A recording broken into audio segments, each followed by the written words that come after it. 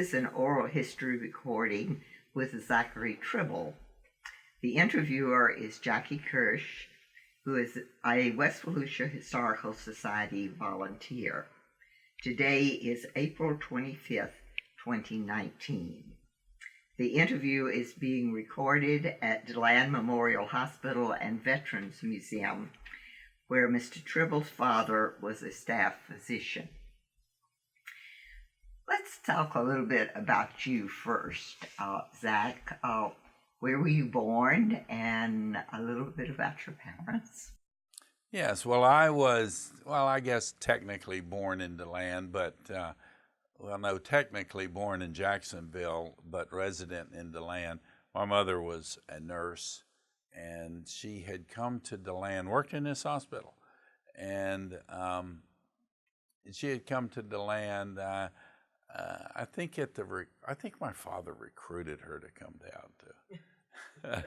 He liked her, and but she had worked at Riverside Hospital in Jacksonville prior to coming down here, so her associations were very fresh. And so when she got pregnant, she went back up there for the delivery, and returned to DeLand immediately after she got out of the hospital. You said she worked at Riverside, but did she also work with your father in his practice, or was they separate operation? No. She worked here at the hospital. She was a hospital nurse. In fact, she lived in one of those houses over there on Rich Avenue. Oh, and she would have known Amy Mann. Oh, yeah, I'm sure. Oh, yes. Yes. And you were born when? November 17th, 1941. Just before Pearl Harbor. Just before. Easy to remember your birthday. Yes. Tell me a little bit about the Tribble family, because it was a large family, as I understand. Yes. The family came out of Charlottesville, Virginia, where my grandfather was a Baptist pastor up there, and he started one of the, I think from what I have read, probably the Central Baptist Church of Charlottesville back in the 1800s. He was a pastor of considerable renown, and he stayed up there. I'm not quite sure of what the years, the span of years were, but he stayed there long enough. His brother had this school up in Charlottesville called the Rawlings Female Institute, which family legend says he won it in a poker game. Oh my gosh. Well, I'm sure that a lot of that is just for spice, and my father was born there, and he always found it amusing, a child born in a girls' school, ? That was one in a poker game. Yes. So he managed that school for quite a while, and at some point, the Florida Baptist Convention needed a president of a small school over in Lake City called Columbia College, and Columbia College was in dire needs of fundraising, and my grandfather was really good at that. So they made the connection and the association, and that's how the family came to Florida. Came to Florida on train. So most people did at that time. Yep, and they just packed up everybody, and talked about baskets of food to eat along the way. No diners. No dining car, and he talked at the time he got off the train and immediately was running around. He was 7 years old, and he was barefooted, and he ran into a patch of sandspurs. Oh my goodness! He had no idea what sandspurs were, because they don't have them in Virginia, and he just stood, he stopped still and started screaming. He didn't know what was on his feet. So that was his initiation to Florida. And then you said that your grandfather was injured and then killed in a very bad accident. Yes, truly unfortunate. He was out preaching at some small church. The place of the accident is, I think, officially called Rodman, which is really a small place, and probably we've heard of Rodman, but very few people have been there. I haven't. But they were coming home from that meeting, and so this would have been somewhere around 1913 or 14. And while today we take good roads as for granted, you can imagine what roads were like. Just think of cars. What cars did we have in 1913, 1914? You know, they're just not for long distance travel.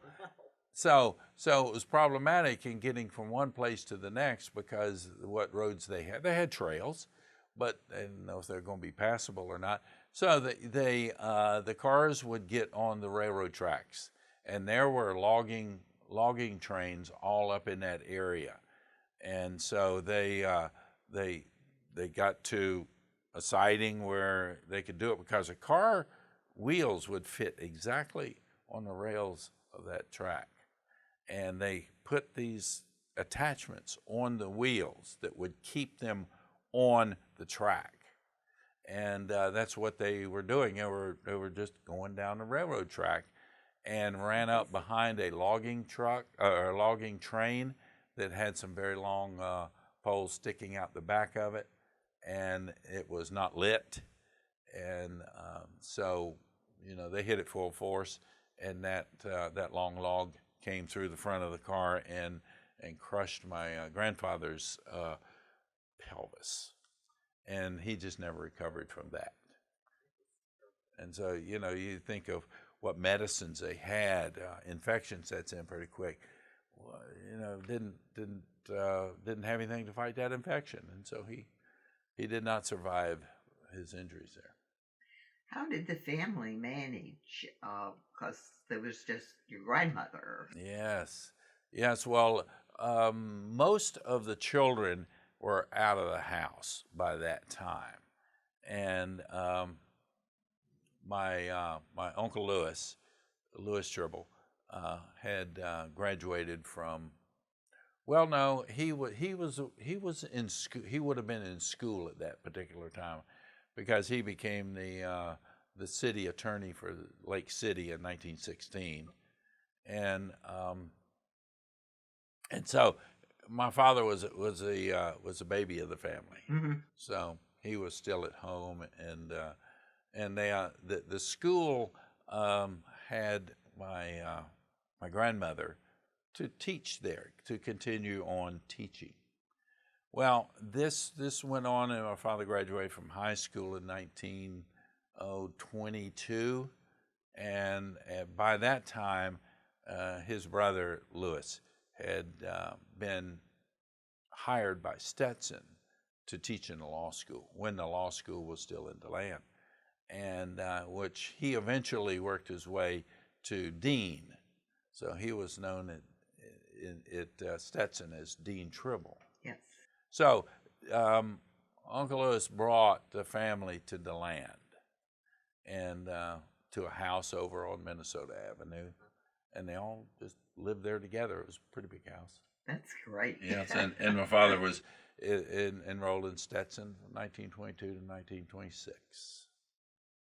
And then you told me that all of the children, most of the children, went to college.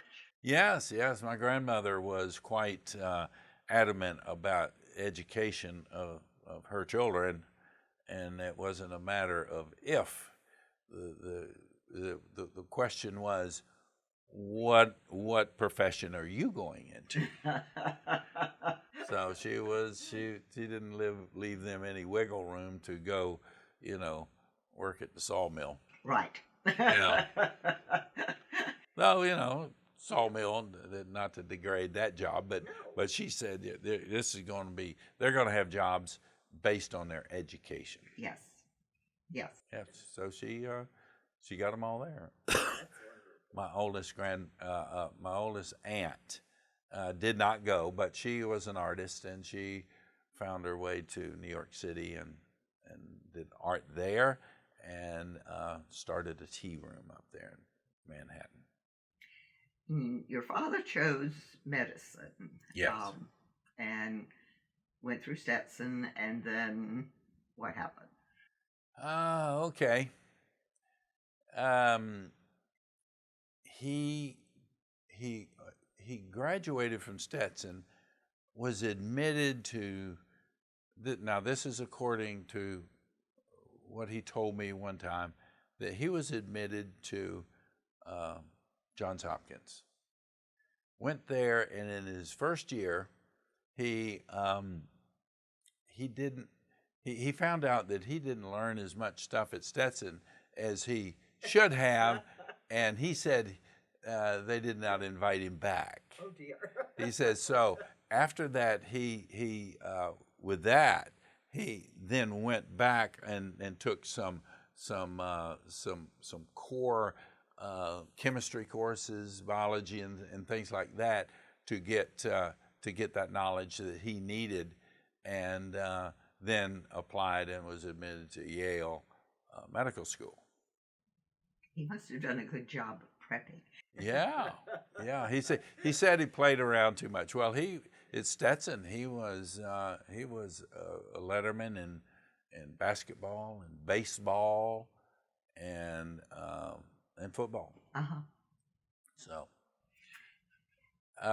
he even one summer he was employed by Lincoln Hully to go recruiting, find students for Stetson.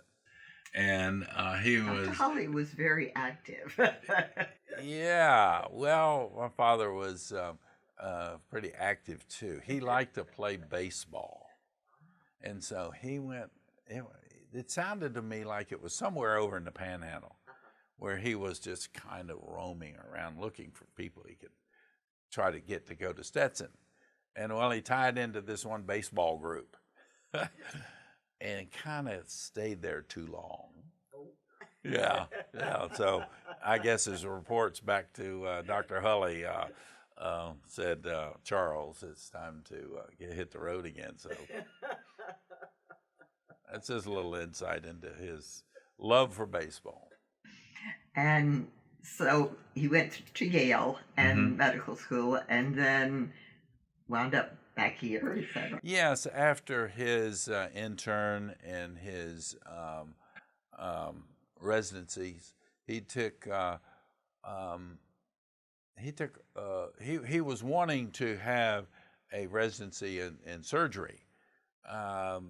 The particular residency he wanted was a little slow in opening up, so he, in the meantime, took a short residency in pediatrics. So he had those two things under his belt. And I think he was at Columbia there in New York. And then, then, of course, moved to New Haven. Yes. Then he would have opened his first practice in DeLand. Yes. That's correct. Yes. She spoke of doctors up there trying to recruit him, doctors in the city, trying to get him to stay there. And he questioned them and says, well, what's your day like? And the guy says, well, I get up early before it's daylight, and by the time I get into my office in the city, it's 2 hours later, and then we have office hours, hospital rounds, and then I go back home. And it was like, there's no time in there for a family or any sort of other relationships. And he says, I don't think I want to spend all my time on a train. So he came back to DeLand because, he had been here for 4 years. Yes. And DeLand, has had a lot of charm all along. And it kind of gets into your blood. So he came back here and rented a house and had his office in the same house. And then he started an association with Dr. West. He actually went to work for Dr. West. He was an employee of his practice, and that went on for maybe a year. And then it seemed that the best thing was for my father to go and open his own practice. So that's how it happened. But they remained good friends to all of their lives. And he would have known then all of the doctors that were associated with this hospital when yes. it was a hospital. Yes.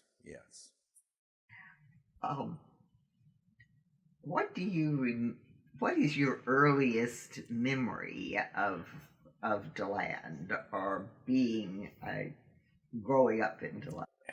Well, the earliest, and I've thought about this, trying to, because everybody ought to know what their earliest memory was, or I thought so. Or the stories your mother told on you. Yeah, well, the earliest one that I can remember was it was 1945 when the atom bomb has just dropped on, both of them dropped on Japan, and of course the war was over. And everybody, that was one thing I liked about DeLand then. Neighborhoods, were very cohesive.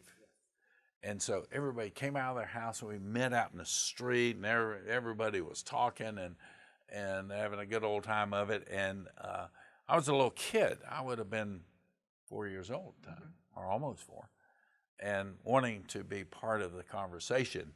And I offered a bit of information. I don't know if anybody even listened to it, but I said, we're talking about the atom bomb. And I said, well, I saw the cloud. Yeah, kid, yeah. So that's probably my earliest memory, which, it talks about the community that we had in these. Each street had their own little neighborhood. Yes. You knew people outside, beyond your street, but the best ones you knew were right there on your street. Now we knew everybody on the street. Oh, we knew, and quite a bit about them. Yes. Yeah. So as opposed to today when, do you know everybody on your street? No. You may not even know the person next door to you. Yeah. So that's an early memory. My memories, I can't organize them all chronologically, but I guess remember elementary school. Remember that the first grade. I don't remember going to kindergarten. I'm not sure they had it well instituted at that particular time, but it would have been at Wisconsin Avenue School. And my first grade teacher was Mrs. Winchester. Her husband taught at Stetson, I think in the chemistry department, Dr. Winchester. Red-headed lady. Oh, she loved his kids. We always had to hug her. And so she was the first grade teacher. And then toward the end of the year, she says, well, I got good news for you guys, that you're going to the second grade next year. So am I. I'm moving right along with you. I'll be your teacher. So that was a yay, and because it was a class that had a good spirit about it. And then the third grade teacher was the sweetest lady I think I have ever known, called Miss Oliver, never married, and she just loved the kids. And my Miss Oliver's story is the day that I borrowed 50 cents from her to go buy a slingshot. Oh dear. Yeah, downtown, because at that time, they had these special slingshots, Oh, yes. and cost 50 cents. Borrowed it from her. And when my mother found out about it, she hit the ceiling. I'm not supposed to do that. So we got her paid real quick. But she really, really, really was sweet. And then the next year was Mrs. King, Miss King was a really stern teacher. She was known for that. And we just had a class. It was just a bunch of cut-ups and goof-offs, and if we're told to go right, we go left, and so it was a trying year for her, I'm sure. And then fifth grade was Miss Black, and she was really a nice person and a good teacher. And sixth grade was they had three teachers that had us for two classes each, and we moved rooms. Miss Campbell, I think, Claude Campbell, I think was her first name, and Rebecca Stewart, and my aunt, Elizabeth Haynes. And that was my elementary education. From there, I went to junior high, and then junior high, your hormones just go crazy. And so that is where some, it seems like you become a lot more active when you hit junior high, which today they call it middle school. And it was, I guess, somewhere in there, I got a newspaper out. That was quite with the DeLand Sun News, and it wasn't particularly easy to get one of those routes. You had to request one and wait around till something opened up. And my first route came from my older brother Sam. Had a very large route that he had built up, and he gave me part of it. And Route 17. And so that's how I got going. And my younger brother Ed, he also had a newspaper out there, and those are some pretty good times. And the circulation manager, or the guy that handles all the news carriers, his name was Ralph Michael. We call him Mike. And he was good to us. He made us kind of behave, but he was really good to the news carriers. That would have been walking or with a bicycle. Bicycle, yeah. And that they delivered all of the in-town newspapers. They had some motorized routes where people had cars, or a couple of older guys had of us kids had motor scooters, and they could get further out. What were the school buildings like then? We know with the early schools that the students had to bring their own desks, but I'm sure you had desks.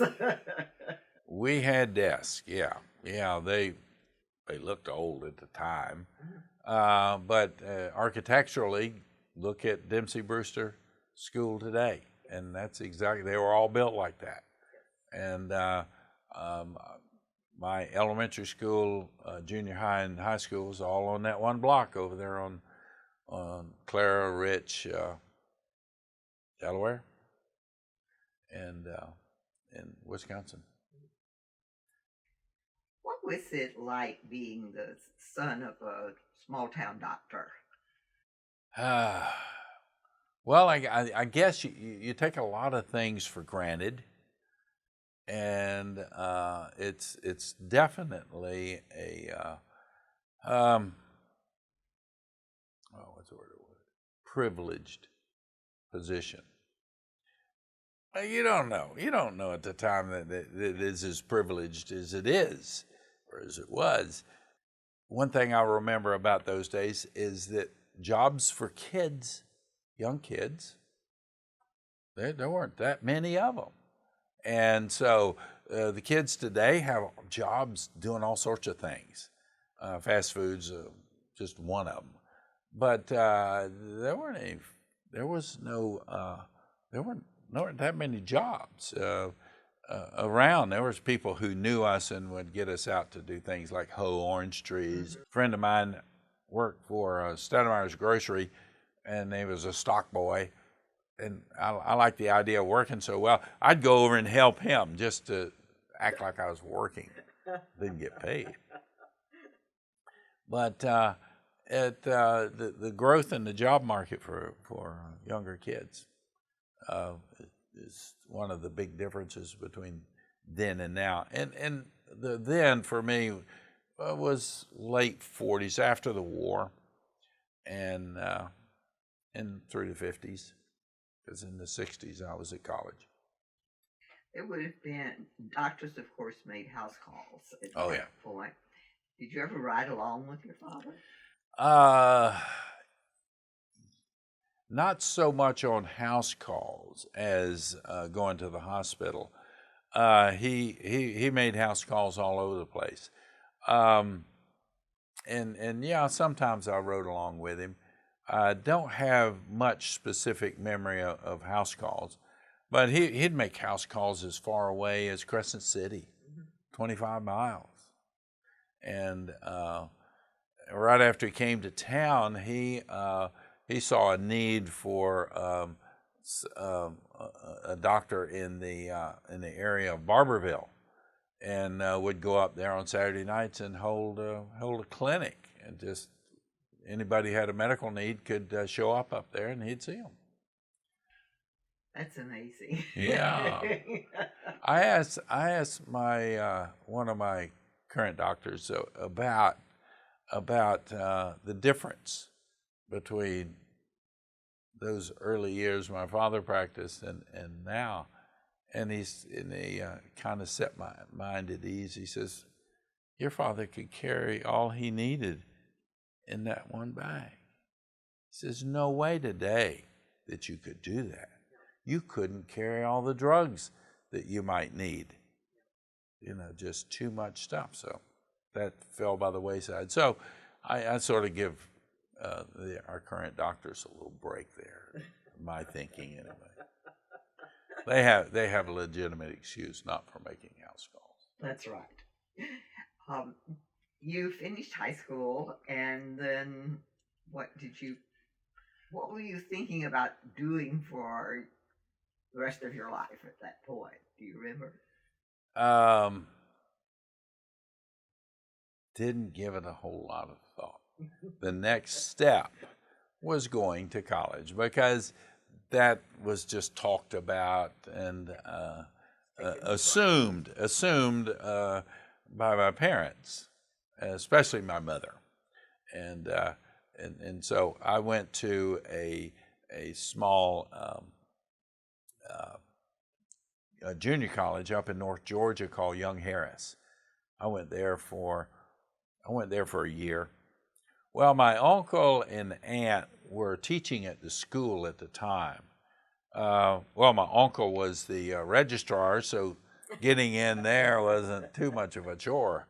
But I was never a really good student, and so my mother decided. Well, I'm sure my father was involved too, but that I needed to go to summer school, and at that time, Young Harris had an academy. The last 2 years of high school and first 2 years of college were there. So I went that junior to senior summer up there. So going back for the freshman college, that's a natural thing. And there were a number of other people from DeLand who went up there. So I went there, and for one reason or another, my aunt and I traveled over to Winston-Salem, North Carolina one weekend just to visit Wake Forest University. At that time, it was Wake Forest College. And my uncle was president of that school, so I had a lot of educators out there waiting around in the family waiting to get me in school. But I had done. My grades were good enough in the in that first year to warrant entrance to Wake Forest, which is pretty tough to get into. Yes, it's still very tough to get into. Yeah, it's tougher all the time, and so I was there. I was almost became a professional student. I was one of these 5.5-year graduates. And what did you major in? I majored in biology. When I was starting my college career, I had aspirations of going to medical school until, well, I think that the lure of having fun and the strenuous course requirements, study requirements at Wake Forest kind of knocked me out of the boat.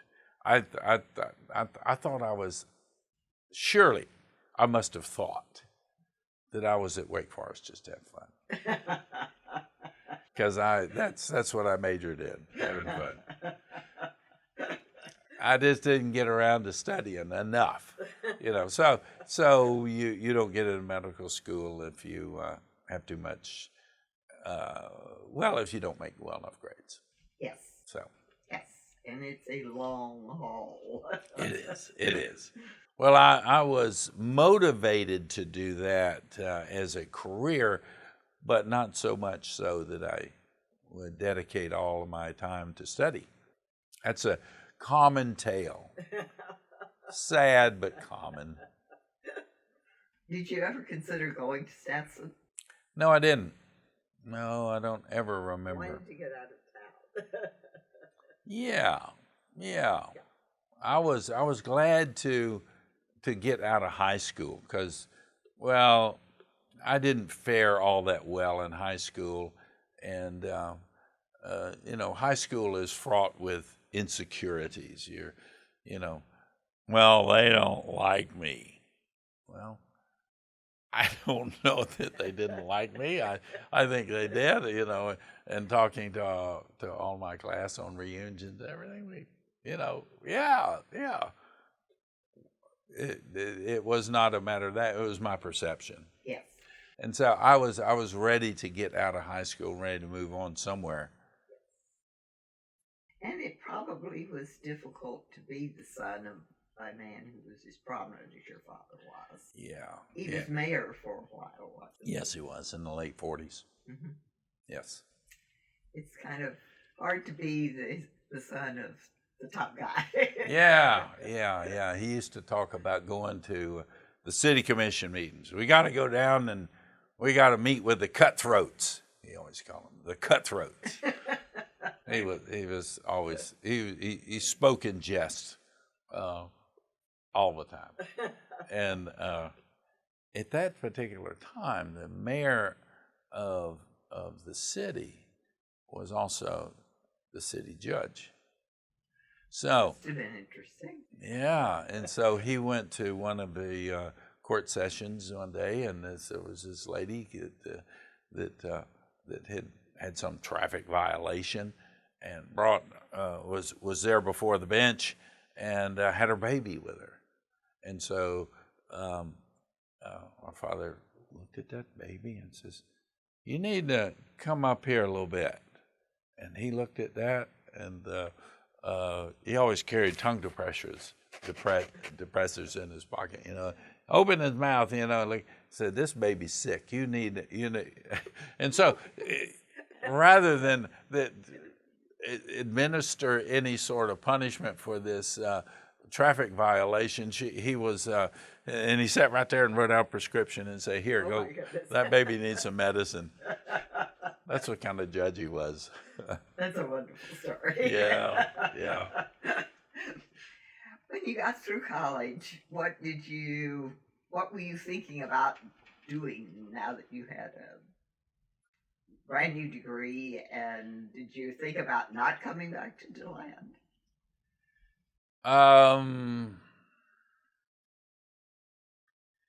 Well, no, it was sort of like the prodigal son. Once he ran out of all his resources, he came back home. And so when you get, well, I don't know what I'm going to do now.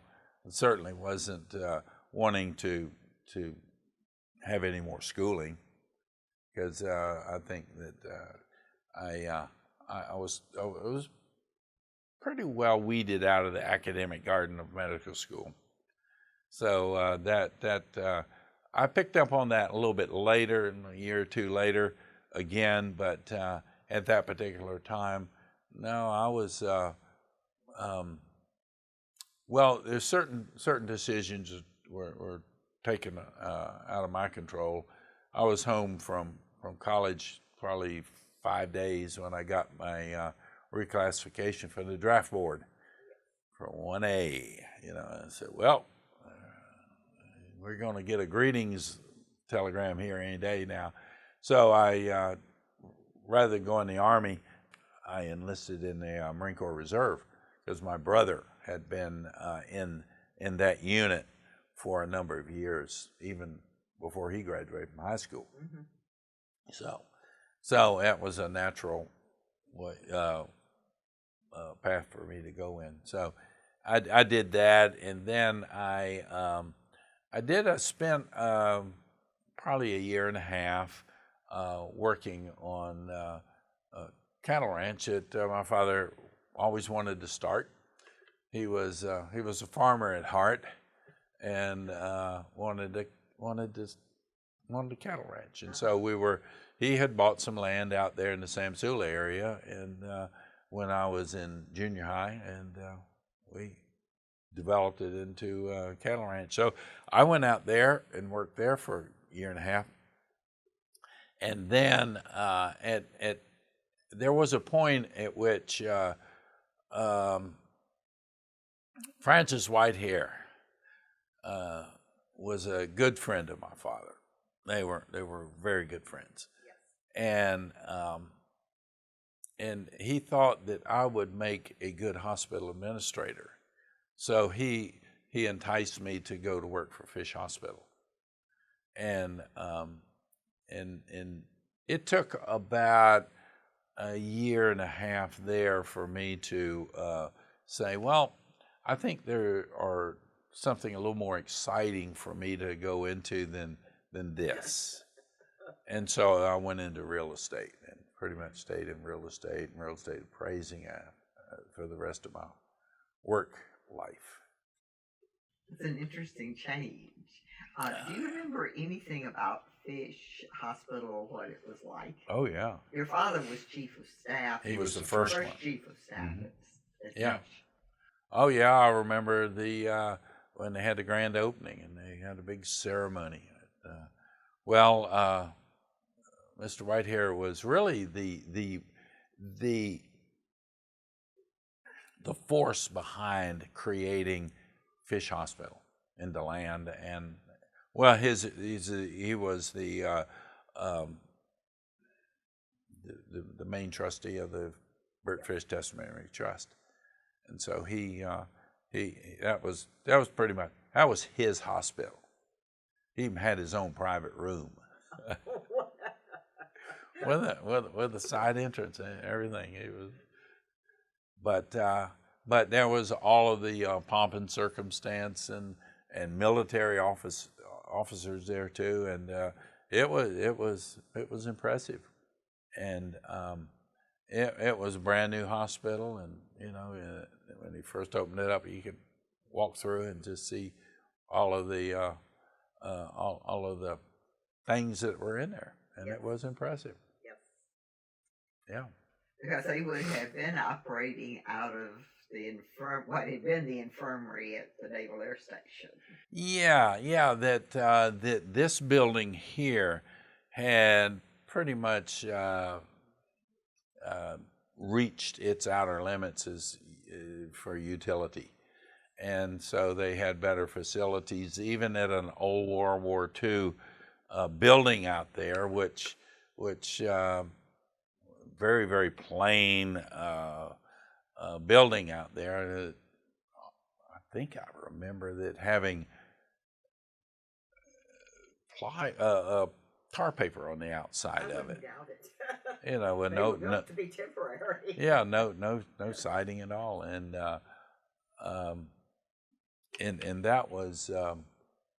that was well for a couple of years till Fish Hospital was built. Yes. Yeah. It's interesting that you had ties in so many different areas of DeLand. What do you think about the growth of DeLand? Well, I probably am going to join most of the other people that are asked that question. What's what's the big difference between then and now? And for sure, it's the traffic. Just endless traffic now, and before, during the 50s, the traffic was really minimal downtown. I mean, I think you could go out there and lay down in the middle of the street and not get hurt. And they used to have, we had a semi-pro baseball team back in the 50s called the DeLand Red Hats.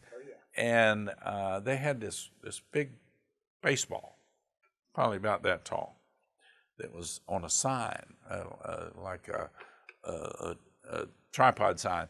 And it sat out there in the middle of the intersection of New York Avenue and Woodland Boulevard. And all it said was, "Game tonight." And everybody knew what that meant. And they knew where it was. It's a really small town. It's Mayberry.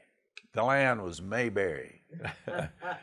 Really, it was that close knit a community back then, and got to know a lot of places, a lot of neighborhoods, in delivering newspapers, and goodness, just riding around town.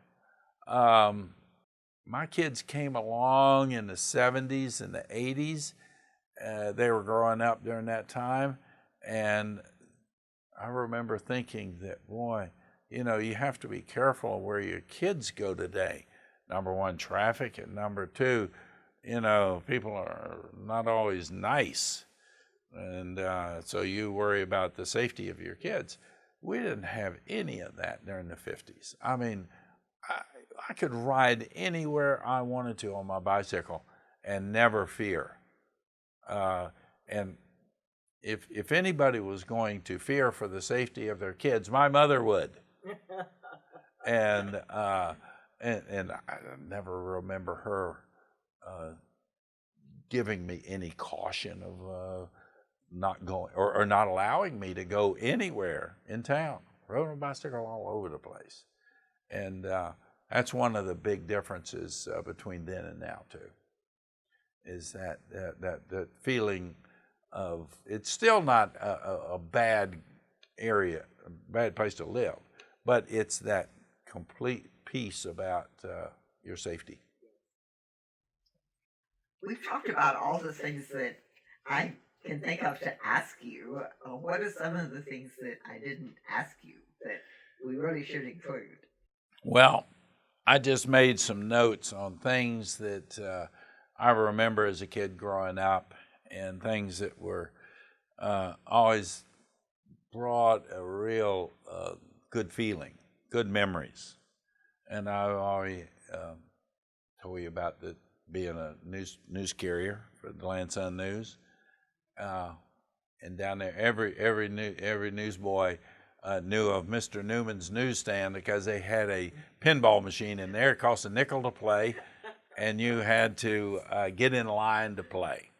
And that took all the money we made out of delivering newspapers. We put in that pinball machine, I think. Another thing that I remember is daytime Christmas parade, and it was an event where everybody in town could be involved if they wanted to. They had sections of the parade for animals. If you had animals, you could dress them up, and kind of like the dog parade. Mm-hmm. I rode my horse in the parade one time, made up like an Indian. And my brother did a bicycle. You could decorate your bicycle, and they had a category for that. And you could make a little float and pull that down the street. And it was really a family affair of very, very, very communal. Mm-hmm. And afterwards, you went over to the city park there where the band shell was, and that's where Santa Claus was, and he met all the little kids and did the Santa thing over there. And it was just really a nice time of it. Now we have nighttime, and that's nowhere near like what that daytime was. Yeah. Just simply because of what parts of it, what parts of the parade you could have. Another thing in those days that I remember that was particularly charming were neighborhood grocery stores. I mean, there was the one, I lived on South Orange Avenue, and there was one right around the corner, Mr. Chase's Grocery, which was pretty much there kind of between Elsasser and Stone Street in that block facing New York Avenue. That's where we went for all of our bread, milk, and eggs and stuff like that. I remember on newspaper route there was a little it was a small little grocery store over on Adele Avenue, just north of the railroad tracks. That was on my newspaper route. And there were little stores like that all over town. Yeah. You know, just charming. Yeah. Small town. Another thing I remember is when I was in high school, old cars were okay. You didn't need, there were a lot of people that didn't have cars at all. Yes. So if you had even an old car, there was no stigma attached to an old car. If you had wheels, you were lucky. That's right. Yeah. And I remember, junior high and high school, we had a place downtown called Teen Town, and it was for the teeners. And they even had a mayor and a city commission and all this stuff that were elected. And it was a place you go to congregate, and if you wanted to dance, you could dance because they had a record player there. You could play pool, you could play ping pong, or you could just sit and talk to people. Yeah. And there are good memories out of Teen Town. Good memories out of the University Drive-In, which is out there on 92 where the AutoZone is now. Was a drive-in restaurant called the UD. We called it the UD, University Drive-In. And the first, I'll make one classification called Burger Doodle. Anything's fast food, burgers, cook lots of burgers quick. The first one that came to DeLand was the Biff Burger. Yeah, down there on South Boulevard, pretty much across the street from Boulevard Tire. And they had a unique grilling system, and that was pretty neat. We could go down there and buy a bag full of burgers, and kids loved it, and my mother liked it because you don't have to clean up too much after that. Another thing I certainly wanted to mention was in high school. I guess it might have started a little bit in junior high, but mostly in high school is the the local chapter of the FFA, Future Farmers of America. We had in this town a really exceptional chapter that was created by Larry Fagan. We called him Prof. And he knew how to put things together, because we had that. They still have the property out there on the truck route. Gosh, they had a building there that had all of these shop tools, and it was all about learning how to use all of these tools. And you got to do that when you took FFA. You went out there during the class, and they had it.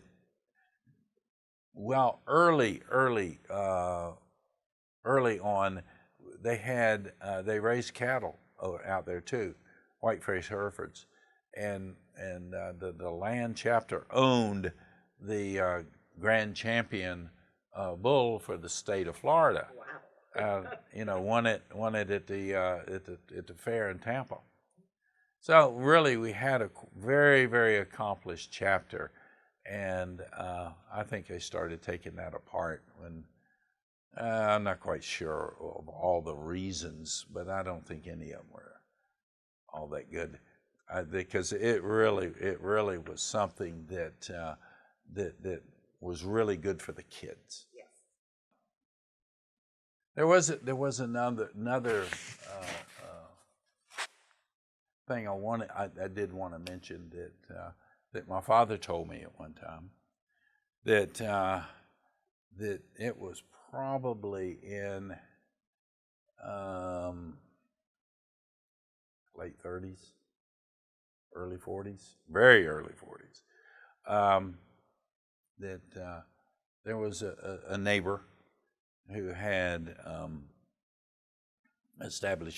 had a number of kids in his family, and wife got pregnant again, and they felt as though that was one too many children, and they came to my father and asked him to perform an abortion, and he said no.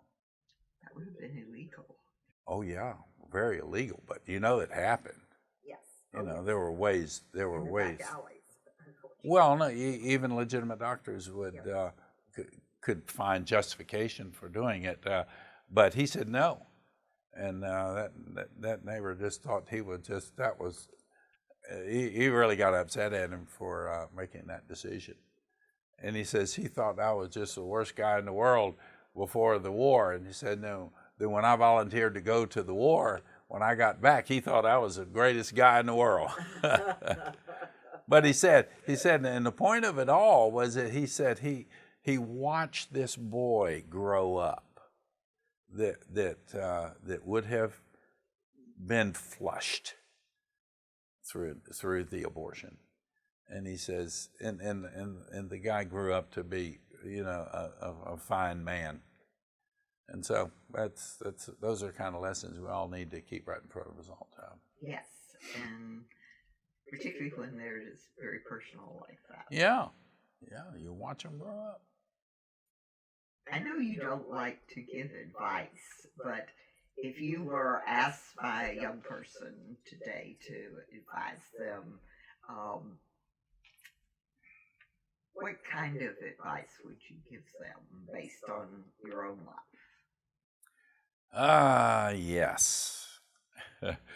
Going from a point of being clueless, I tell you, there are times in your life you think you know something, only to find out you don't know anything. To finding out that you, or pursuing and finding out things that are real. And if I could give anybody any advice, I would tell them to seek the truth, and don't be afraid of what it'll bring you. And that means that you have to take your own preferences and put them aside, because today we're really good at ignoring the truth and yielding to our preferences, what we want to do, as the basis for our decisions. So that there's a lot of other advice I could give people, but I think that if you look for what's real and true, and don't be afraid, because sometimes we're afraid to look in dark corners for fear of what we'll find. Yes. Or they don't like where that might take you because of some perception you have. So you don't find out the truth because you won't go there. No, go there. Go there and accept what truth there is. Now, I'm an absolute truth guy. I don't believe you have two sets of truths on the same thing. No. That's one is not the truth. Right. You can't have two things true at the same time. You may have 2 points of view, but yeah, but we're talking truth here. What is real and what isn't real. That's right. Yeah. And then the question we always ask at the end: how would you like to be remembered? Oh, yeah. Well, I think that the memory of Zach Tribble is going to exist, I'll say only or mainly, in his family. That I have not, my accomplishments for this community aren't anything near, not even close to what my father did. And so I'm not a historic figure. They won't have a cemetery walk, and let me tell you about Zach Tribble. You never know.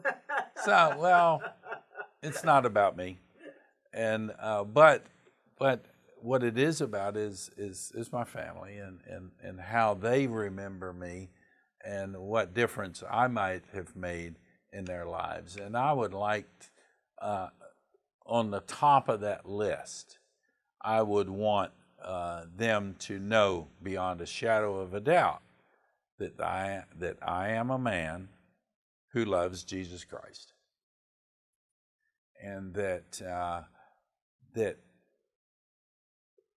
if you doubt that, you're doubting me, and the things that I think are important, and the truths that I have discovered.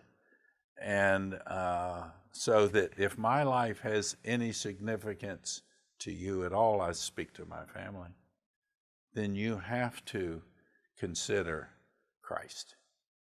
You have to. Otherwise, you can't consider me. You talk a lot about your family from your boyhood, but what about your family today? Who did you marry, and do you have children? Yes. I have 3 boys from well, I've been married twice, and married first time for 30 years, and unfortunately there was a divorce there. But maintained close relationship with my boys and also my ex-wife. Keep that part of family intact, and married again to a lady who had 2 sons. So I've got 5 sons. That's wonderful. And out of them, all but 1 are married, and the 5th one is he's found a really good candidate. But I have 5 grandchildren. My oldest son has a daughter and a son that's 16 and 20 years old. and then my middle son has the youngest kids of 3 and 4. And let me just say this: my middle son was the guy that took a lot of work. he was the original strong-willed child, and so his son, who is now 3 years old, is demonstrating some of his old traits, and so payback. I'm not really a believer in karma, but if you were, this would fit right in. And then my stepson has a daughter, and we still see her every week. We're a close family, and we get together as much as we can, and we're this close family, and we enjoy each other. Do most of them live in this area? My oldest son lives in Mineola, over around Claremont. My middle son lives in Port Orange, and my youngest son lives in Charlotte, North Carolina. Mm-hmm. My stepsons both live in DeLand, so they're not any of them too far apart.